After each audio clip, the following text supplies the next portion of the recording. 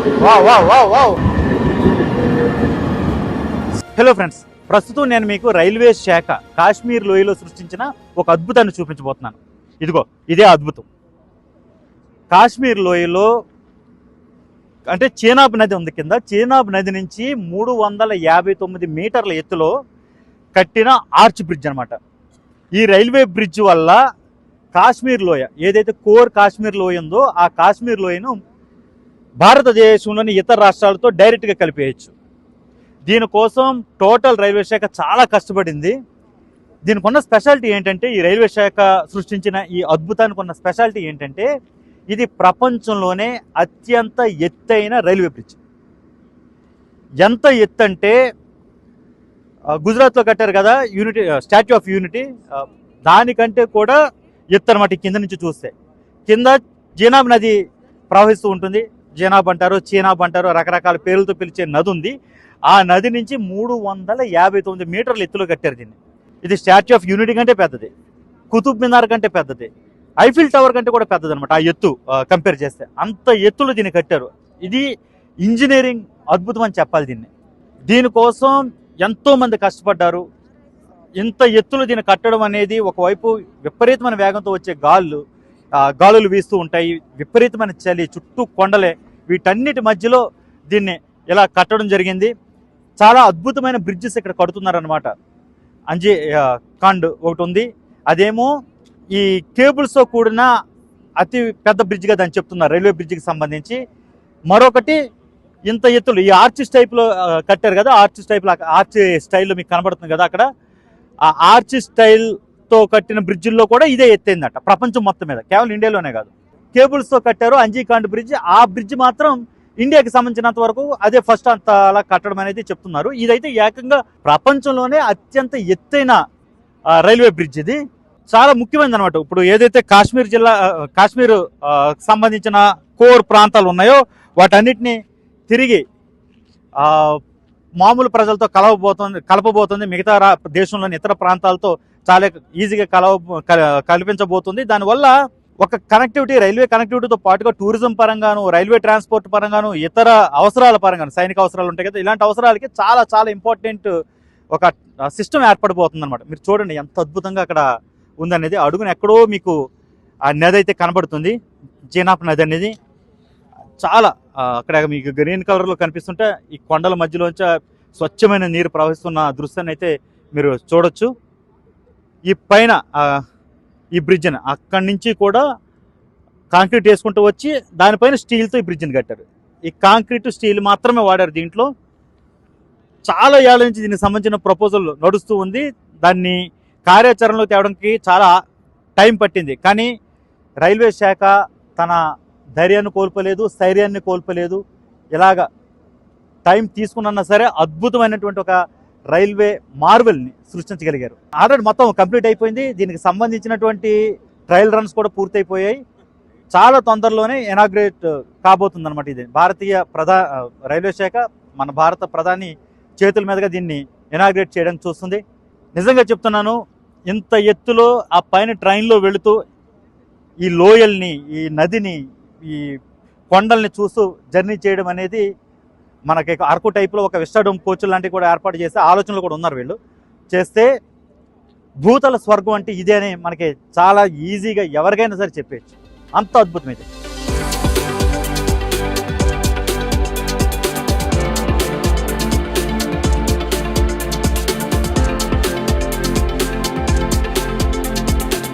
Friends, ఇప్పుడు ఇదే railway బ్రిడ్జ్ని ఇంకో యాంగిల్లో చూపిస్తున్నాను. అంటే వీడియోలో నేను ఎంతవరకు ప్రజెంట్ చేయగలుగుతున్నాను నాకు తెలియదు, కానీ కళ్ళు చెదిరిపోతున్నాయి నిజంగా. ఉప్పొంగిపోతుంది అనమాట. అంటే మన భారతీయ రైల్వే ఎంతటి ప్రతిభావంతమైంది, మన ఇంజనీర్స్కి ఎంత టాలెంట్ ఉంది అనేది ఇక్కడ చూస్తే తెలిసిపోతుంది. అవతల కొండలపైన సంగళం రైల్వే స్టేషన్, మరోవైపున రియాజీ రైల్వే స్టేషన్ ఉన్నాయి. ఆ రెండు రైల్వే స్టేషన్ల మధ్యలో దీన్ని కట్టడం జరిగింది. త్వరలోనే ఈ కాశ్మీర్లోని మిగతా ప్రాంతాలతో కలిపే ట్రాక్ ఏదైతే ఉందో ఆ ట్రాక్ని ఇనాగ్రేట్ చేయబోతున్నారు భారతీయ ప్రధానమంత్రి. దానికోసమే రియాజీ స్టేషన్ కూడా కట్టారు. అది కూడా అక్కడ నిలబడే ఆయన ఆ స్టేషన్ని, ఈ టోటల్ ఈ ట్రాక్ని ఆయన ఇనాగ్రేట్ చేయబోతున్నారు. ఇకపై అంటే మ్యాక్సిమం నాకు తెలిసి 2-3 మంత్స్లోనే ఇక్కడ రైళ్లు తిరగడం స్టార్ట్ అవుతాయి. ఎందుకంటే టోటల్ ఇన్స్పెక్షన్ అంతా పూర్తయిపోయింది. జస్ట్ ఇనాగ్రేషన్ కోసం మాత్రమే వెయిట్ చేస్తున్నారు. ఇప్పుడు ఆల్రెడీ బారాముల్లా నుంచి శ్రీనగర్ వరకు వస్తున్న ట్రైన్స్ ఉన్నాయి కొన్ని. యువతలు మనకి కాట్రా వరకు వచ్చేస్తున్నాయి. శ్రీ మాతాదేవి వైష్ణవ్ కాట్రా స్టేషన్ వరకు అయితే వచ్చేస్తున్నాయి ట్రైన్స్.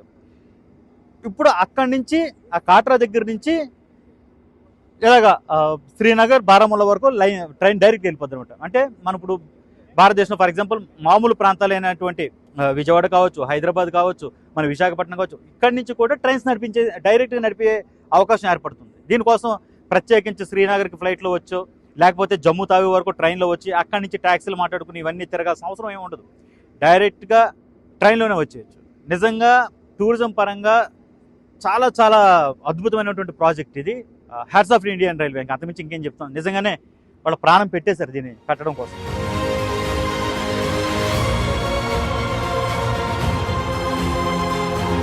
ఫ్రెండ్స్, చెనాబ్ బ్రిడ్జ్ పై ఉన్నాం మనం. ఈ ప్రపంచంలోనే అత్యంత ఎత్తైన బ్రిడ్జ్. ఆ బ్రిడ్జ్ పైకి నడుస్తూ వెళ్ళబోతున్నాం. మళ్ళీ ఈ అవకాశం ఎవరికీ రాదు. అదృష్టవశాత్తు వచ్చింది, డిపార్ట్మెంట్ తీసుకెళ్తుంది కాబట్టి.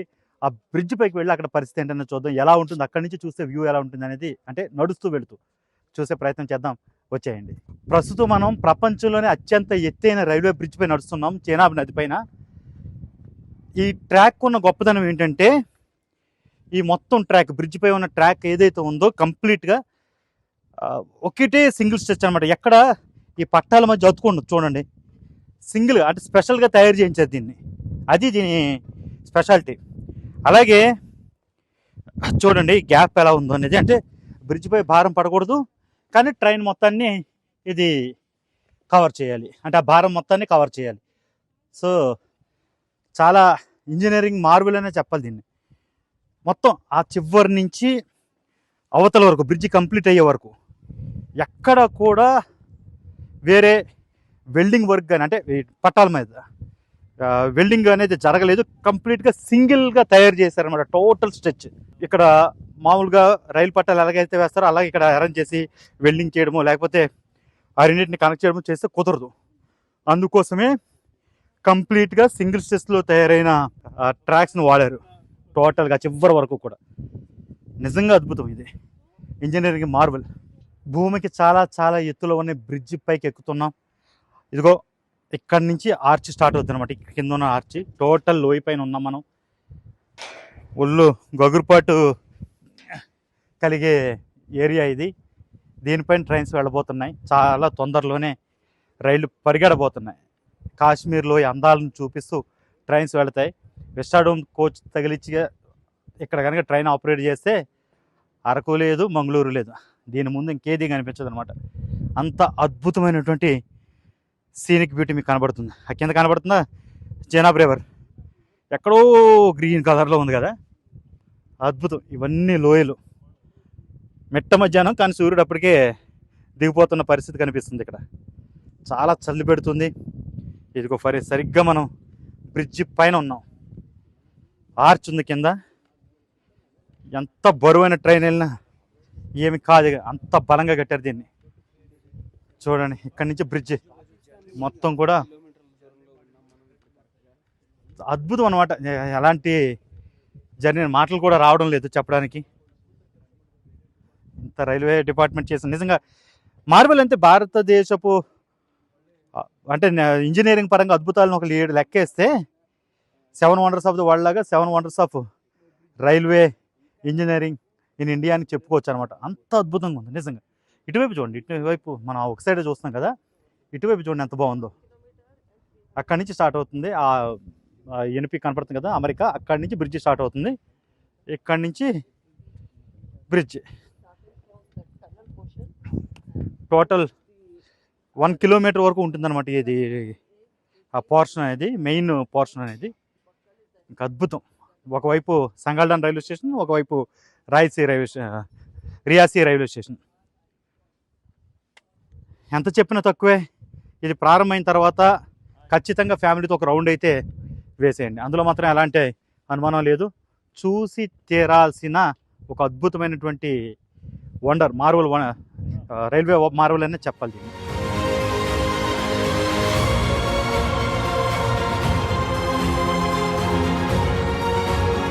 I am Nidhi Pandey Singh. public relations officer in Northern Railway.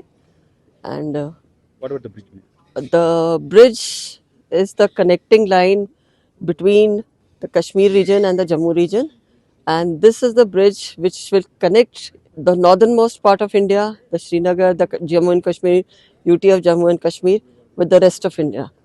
So it will become very easy for people to travel, goods to move, military to move.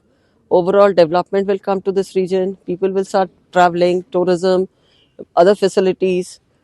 But overall, you will see a major difference in the lifestyle of people, the development of the region, and the connectivity. So far, can we say that this is the toughest project of a railway? Yes, it has been the toughest because of the terrain that it is. Himalayan region, it is a Youngfold Mountains, you can see. So the portion that was left of the USBRL, 101 kilometers, 97 kilometers is either in the tunnels or on the bridges. So it was very, very difficult to construct these bridges. These are very high mountains, very Youngfold Mountains with changing soil structure. There's no stability. So first they had to be made stable, then the construction work had to be done.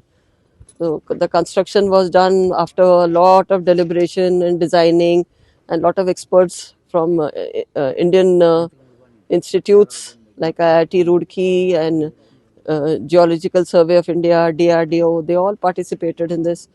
And after that only railway engineers decided to build the bridge at this point. What about the length, ma'am? Length of the bridge approximately? The length of the bridge is 1 kilometer, 315 meters. The arch part, main part. That is 735 meters. Hi bridge మీద train వస్తుంది చూడండి. Inspection కోసం వేసిన special train. అంటే ఇప్పుడు వచ్చిన జర్నలిస్టులు ఎవరైతే ఉన్నారో దేశవ్యాప్తంగా వాళ్ళని ఇక్కడ నుంచి తీసుకెళ్ళడం కోసం వస్తుంది. చూడండి, చాలా అద్భుతమైన అరుదైన విజువల్ ఇది. చెనాబ్ రివర్ రైల్వే బ్రిడ్జ్ పై మొట్టమొదటిసారిగా ట్రైన్ వెళ్తున్న విజువల్ అయితే మీరు చూస్తున్నారు. అఫ్ కోర్స్ ఇది ఇన్స్పెక్షన్ గాడి అనుకోండి. దీని తర్వాత అఫీషియల్ ఇనాగ్రేషన్ ఉంటుంది.